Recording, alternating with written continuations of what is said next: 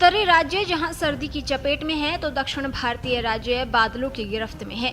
इधर हिमालय की ओर बर्फ जमने का सिलसिला शुरू हो चुका है तो उत्तर भारत के मैदानी राज्य कोहरे की चादर ओढ़ने लगे हैं। मौसम विभाग के मुताबिक उत्तराखंड, हिमाचल प्रदेश और कश्मीर के कुछ संवेदनशील हिस्सों में माइनस टेम्परेचर पहुंचने से बर्फ जमने लगी है। इधर हरियाणा से लेकर बिहार तक शीतलहर के चलने के संकेत मिल रहे हैं, लेकिन श्रीलंका की ओर से आ रहे दितवाह समुद्री तूफान से 2 दिन तमिलनाडु समेत विभिन्न साउथ इंडियन स्टेट प्रभावित होंगे। अगले 4 से 5 दिन भयंकर आंधी और तूफान के साथ मूसलाधार बारिश का सिलसिला जारी रहेगा। इस साइक्लोनिक सर्कुलेशन से व्यापक पैमाने पर नुकसान का अनुमान है। श्रीलंका में तबाही मचाने के बाद खतरनाक चक्रवाती तूफान दितवाह भारत के दक्षिण हिस्से के राज्यों की ओर बढ़ रहा है। मौसम विभाग का पूर्वानुमान है कि तमिलनाडु के तटीय हिस्सों से टकराकर कमजोर होगा और इसके प्रभाव से आंध्र प्रदेश, तमिलनाडु, पुडुचेरी, केरल, बेंगलुरु और रायलसीमा और कर्नाटक के आंतरिक भागों में भारी से भारी बारिश होगी। स्काईमेट वेदर के मुताबिक 2 दिन देर शाम 100 किलोमीटर प्रति घंटे की रफ्तार से आंधी और तूफान तबाही ला सकता है। इस दौरान काले घने बादल छाएंगे और गरज चमक के साथ जमकर बारिश करेंगे। यह सिलसिला अगले 5 दिन तक लगातार जारी रहेगा।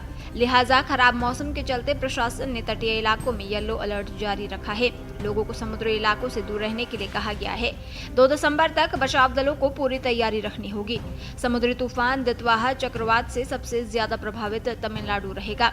मौसम विभाग के मुताबिक 30 नवंबर को दितवाह चक्रवाती तूफान तमिलनाडु में टकराकर आफत मचा सकता है। इस दौरान भीषण आंधी तूफान से पेड़ों के उखड़ने की घटनाएं और भारी बारिश के कारण लैंडस्लाइड की संभावना है। तूफान के सबसे ज्यादा असर से चेन्नई, पुडुचेरी, कन्याकुमारी, कराईकल, तुतिकोरिन, टोंडी, थुथुकुडी, ऊटी, पंबन, नागपट्टिनम, कुड्डालोर, मदुरई, तिरुचि, तंजावुर, ईडोर, करूर, सलेन, कोयम्बटूर और तिरुपुर पर असर पड़ेगा। इस दौरान आकाशीय बिजली गिरने की चेतावनी है। इस दौरान कावेरी डेल्टा और तटीय इलाकों में बारिश की आशंका को देखते हुए सरकार ने जिलाधिकारियों को सतर्क रहने और उचित बचाव और राहत उपाय करने की सलाह दी है।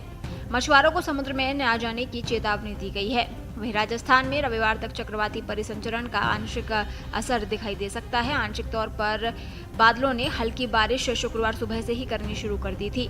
मौसम विभाग के मुताबिक शनिवार और रविवार को जयपुर, नागौर और टोंक जिलों में 20 से 30 किलोमीटर प्रति घंटे की रफ्तार से सर्द हवाएं चलेंगी और कुछ जगहों पर हल्की से मध्यम बारिश की संभावना है। वहीं पंजाब और हरियाणा में भी शीतलहर के चलने से दिन में भी सर्दी का एहसास हो रहा है। दिल्ली एनसीआर में बढ़ती ठंड के बीच शुद्ध हवा में सांस लेना सपना बनता जा रहा है।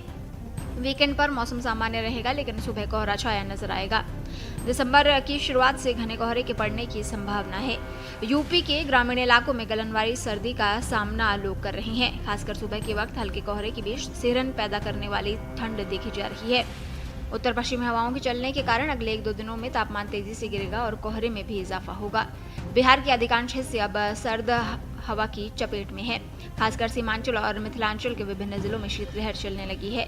हालांकि कोल्ड वेव का असर कम है, लेकिन अगले 2 दिनों में इसमें और इजाफा होने का अनुमान है।